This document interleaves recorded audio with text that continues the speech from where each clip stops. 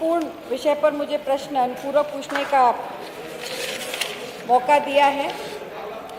माननीय अध्यक्ष जी, आईटीआई दूर दराज के क्षेत्रों में स्थापित किया जाता था ताकि वहाँ पे गरीब किसान मजदूर के बच्चे पढ़ सकें, पर जिस तरह से इस सरकार ने पीपीपी मॉडल पर आईटीआईज़ का संचालन शुरू किया है, उसमें अरे देखो, आप लोग हाउस नहीं चलो प्लीज।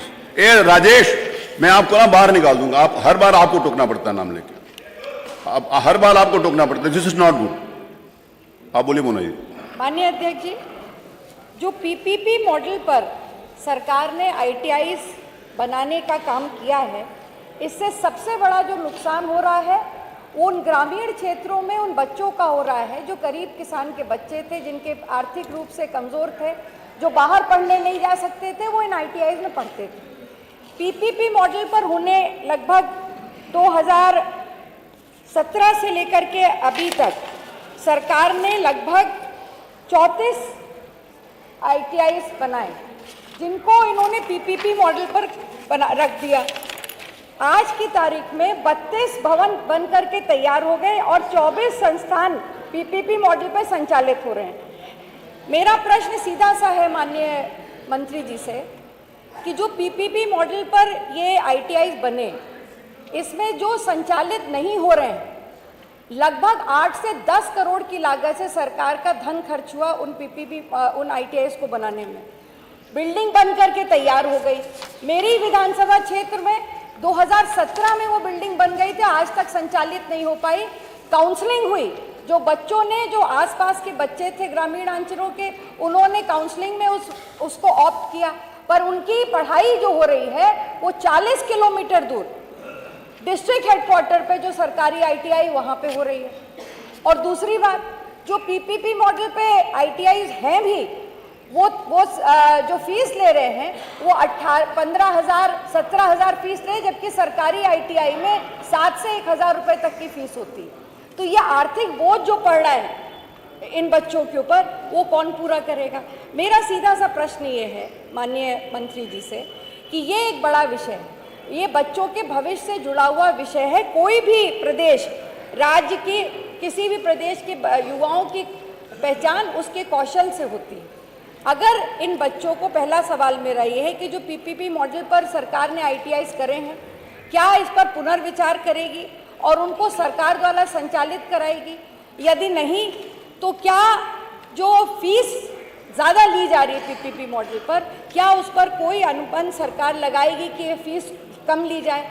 और तीसरा, जहाँ पे ये बिल्डिंगें बन करके तैयार हो गई, जैसे मेरी विधानसभा क्षेत्र में लालगंज में आईटीआई बन के तैयार हुआ, वो 8-7 साल से संचालित नहीं हो पा रहा, तो क्या उन पर स्टाफ का रिक्रूटमेंट करके और सभी आईटीआईज़ को जो नहीं चालू हो पाए हैं, बिल्डिंगें तैयार हैं, स्टाफ का रिक्रूटमेंट करके उनको संचालित कराएगी? मेरे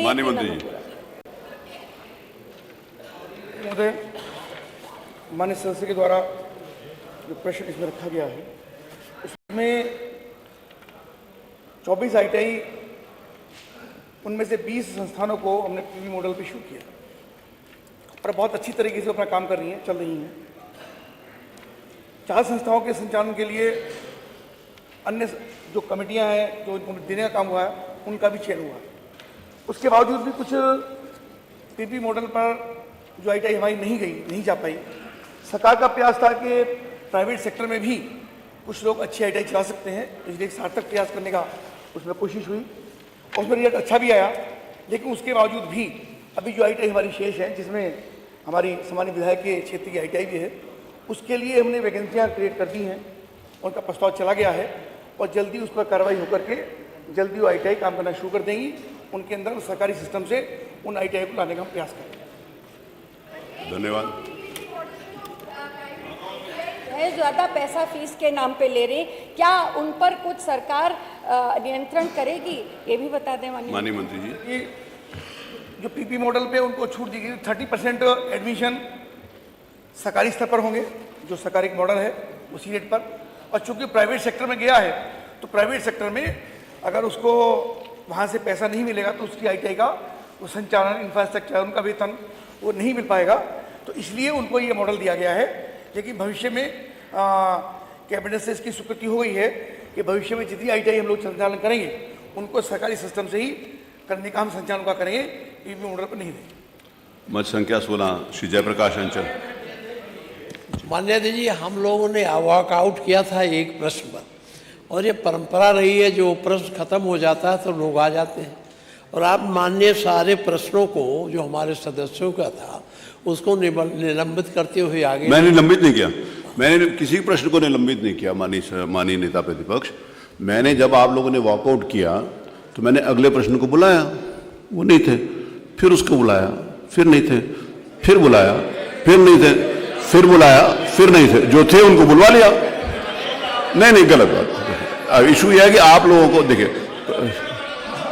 नहीं, जो आप मैंने सबको बुलाया, मैंने नाम भी लिया, प्रश्न संख्या भी लिया, मैंने नाम बोला। आप जबरदस्त, आप बाहर भी जाओगे, आप नहीं,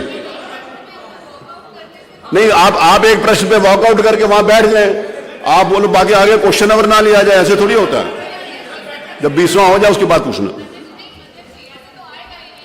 आएगा, तो आपको सोच समझ के जाना चाहिए। जिसका क्वेश्चन है वो तो बैठा रहता कम से कम। अरे जिसका क्वेश्चन था, आप भी नहीं थे, आपको बुलाया, मैंने नाम दिया, नाम बुलाया, आप कार्रवाई उठा के देख लीजिए, वीडियो उठा के देख लीजिए।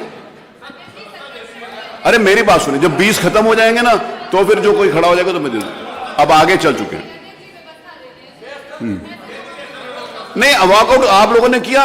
मेरी बात सुनिए, माननीय नेता प्रतिपक्ष, आप सबसे विद्वान हैं, आप उनसे ज्यादा हो तो खड़े हो जाओ, आप उनसे ज्यादा हो तो खड़े हो जाओ, बैठो प्लीज।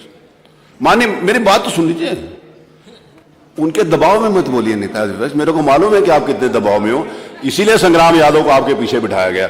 संग्राम Yadav, this is not good. आप माननीय नेता प्रतिपक्ष को दबाव डाल के जबरदस्ती बुलवाना चाहते हैं, ये अच्छी बात थोड़ी है। देखिए, अनुचित बात है, देखिए, ये दिस इज नॉट गुड। मानवर, हम आप पर दबाव नहीं डाल सकते, ये परंपरा नहीं है, और आपके मेरी बात सुनिए, हम लोग पूरी तरह से स्वीकार करते हैं। लेकिन मानवर, ये है, हमेशा होता रहा, आप भी करते रहे, हम लोग भी करते रहे, जितने लोग बैठे करते रहे। ऐसा नहीं कि एक बार चले गए तो सारे प्रश्न ही निलंबित हो जाएंगे। निलंबित नहीं किया, एक भी प्रश्न निलंबित नहीं किया, एक भी प्रश्न निलंबित नहीं किया। आप कार्रवाई उठवा के दिखवा लीजिए, एक भी प्रश्न निलंबित नहीं किया। अगर समय हो मानवर तो फिर ये अगर समय होगा तो आपको बुलवा लेंगे, अगर समय होगा तो आपको बुलवा लेंगे, अगर समय होगा तो आपको बुलवा लेंगे, प्लीज।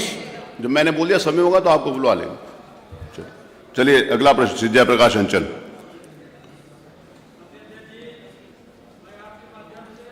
माननीय मंत्री जी से